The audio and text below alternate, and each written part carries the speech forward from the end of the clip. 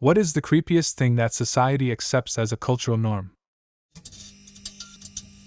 People knowing every detail about celebrities' lives. Not even their lives, though, just being invested in celebrities in general. I know someone who literally cried when Kylie Jenner and Travis Scott broke up, talking completely seriously about how they don't believe in love anymore even though their parents have been happily married for over 25 years. Child beauty pageants are for who, exactly? Who enjoys them, and why? The more you really think about it, the less happy you should be. Seriously. I just rewatched Little Miss Sunshine a few hours ago, and seeing all those little girls caked in makeup made me feel super uncomfortable. I was in them until I was 5. I hated it. I'm a male. She is bullying you because she likes you. I had a girl throw a glass bottle at me in middle school and it gave me a hell of a black eye. I told an adult this story and she was like, "Ooh, she must really like you." Was like, what? I hope not, cause I called the cops on her. Hope you didn't get any severe problems, besides the black eye. I was at a camp for problem weird whatever kids, I can't completely remember the name. I don't really know why I was there, to be honest. Anyway, one kid, he decided I was his new love. He told me he loved me. He told me I had to be his girlfriend. He would freak me out while everyone was meant to play games like heads down, thumbs up and whatever else, where other people weren't actively watching interactions between campers by doing kissing faces and love signs etc. at me. One day he had enough of me refusing his advances and smashed me on the hand with a plastic cricket bat. I cried. A lot. My fingernail went black. Not anymore, but when I was young, Family Feud was hosted by Richard Dawson, and Richard Dawson would go down the line and kiss every woman on the show on the lips. On the lips? Even the underage girls. And he did this season after season. And back then that was somehow acceptable on broadcast television.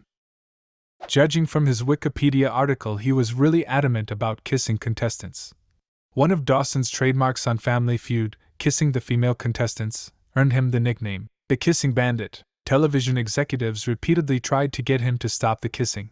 After receiving criticism for the practice, he asked viewers to write in and vote on the matter.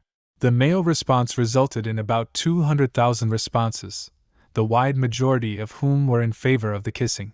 On the 1985 finale, Dawson explained that he kissed contestants for love and luck, something his mother did with Dawson himself as a child. Feeding children disgusting amounts of sugar, and then blaming them for being fat.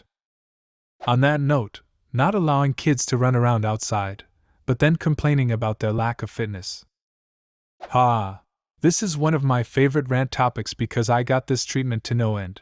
Go outside, they would say. And do what? You ban me from walking to the park, we don't have a big yard, I don't live near friends, and I'm only allowed to ride my bike up and down our block. We live on the short side to boot. Pretty much limited my options to sit, stand, pace, or bounce a ball on the outside of the house, which I would eventually get yelled at for doing as well. Well, in South Africa we have this cultural practice called virginity testing, where an old woman will take your female child into the bush, shove her finger into her vagina to see if she's still a virgin, and if so, she and a bunch of other girls that have undergone the same process will get to dance topless in front of the chief at the chance of one of them being his bride. I mean, the practice of the act is protected under cultural law, but still, you're letting someone your grandmother's age finger your daughter in the woods. It's normal to give up your personal data for no good reason. If you refuse or voice your concern, people look at you weird because why do you care if you have nothing to hide? Rich, famous people being pedophiles. All of these celebrities become friends with minors in their early teens, groom them, and start dating them when they turn 18. It's perceived as normal for a 30-something to start dating a person on their 18th birthday. Just cause it's legal doesn't mean it's moral. Why stop at pedophiles?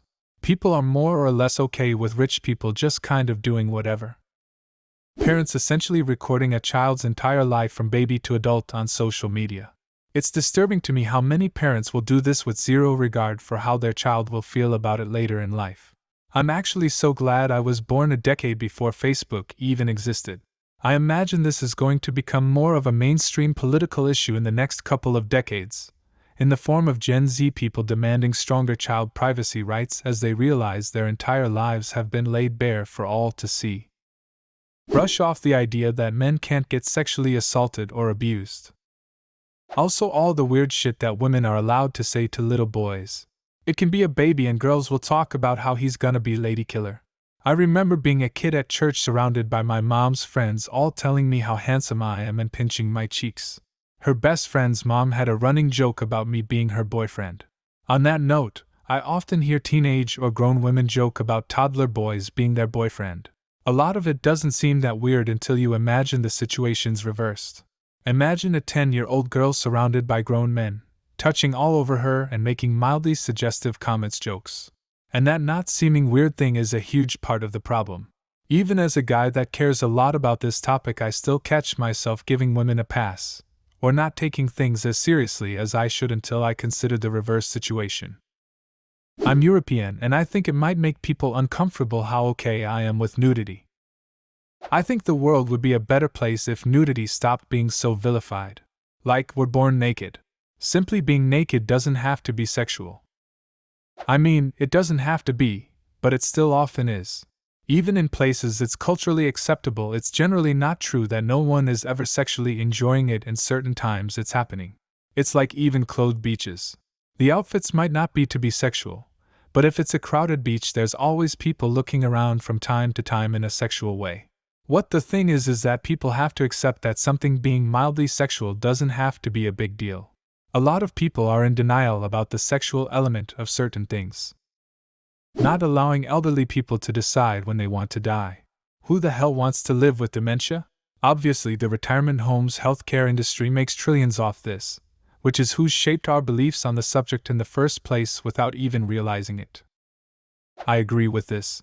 We are more humane to our animals suffering than people.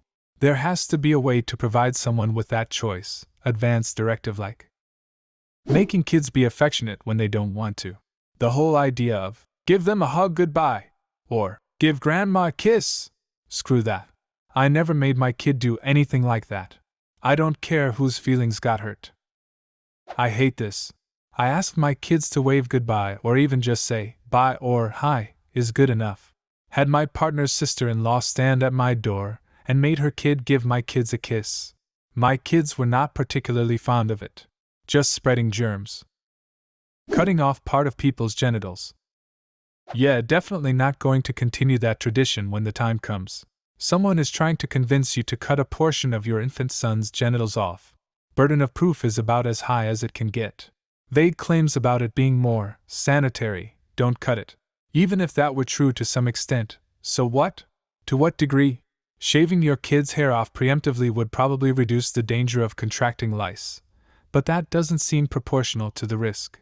I'm open to hearing reasoning in favor of the practice, but what I've heard so far isn't compelling. There is no benefit, and there are risks of complications. In the US, between 100 to 250 babies die from circumcision complications each year, and more than that suffer disfigurement ranging from complete destruction of the penis to mild deformity. Not so much a cultural norm, but see it a lot in society, feeling that addicts aren't deserving of life, i.e., they shouldn't be given Narcan when overdosing. I think it's even worse hearing it from an MDR and someone in healthcare. After working in an ER as a social worker, I would hear it from some of the nurses, and it just baffled me that they became a nurse to help only certain people, like others aren't as deserving of life. Not to mention, not everyone that overdoses is an addict. Sometimes it's a suicide attempt. Other times it's a person that is taking them as prescribed but was given too big of a dose, etc. Nudity not allowed on TV, but graphic violent deaths are. There was a scene in Hannibal of two flayed, naked people, and NBC found they're naked but's too offensive. To make it less offensive, they covered their asses with blood and it was approved. Adult women having sex with or lusting after teenage boys. A very close friend of mine had his first time when he was 15 to a 35-year-old woman. He said that she told him she wanted to sleep with him in order to show him how to properly please a woman so that he won't be lost and confused when he gets older. The fact that a grown-ass woman said that to a teenage boy is just vile and disgusting. Like, no dude, she's not showing you shit. She's just being a fucking predator. It made me angry when he told me about it. And people suggesting that adult women having sex with teenage boys is okay because the boys wanted it. Just the sexualization of men as a whole is outright dodgy as hell. That in America, if you go to jail or prison for any reason, you are allowed to be brutalized, raped, and treated as subhuman with zero rights. Spouses cheating on each other. It's a horrible thing to do to someone, but people treat it like it's juicy gossip. The notion that you can have a sense of morality without religion. Trophy hunting. I know a lot of people hate it, but it's widely accepted, and it's horrific that it's still treated like a sport. What is the creepiest thing that society accepts as a cultural norm? Leave a comment, and subscribe to the channel if you want to see more videos like this one.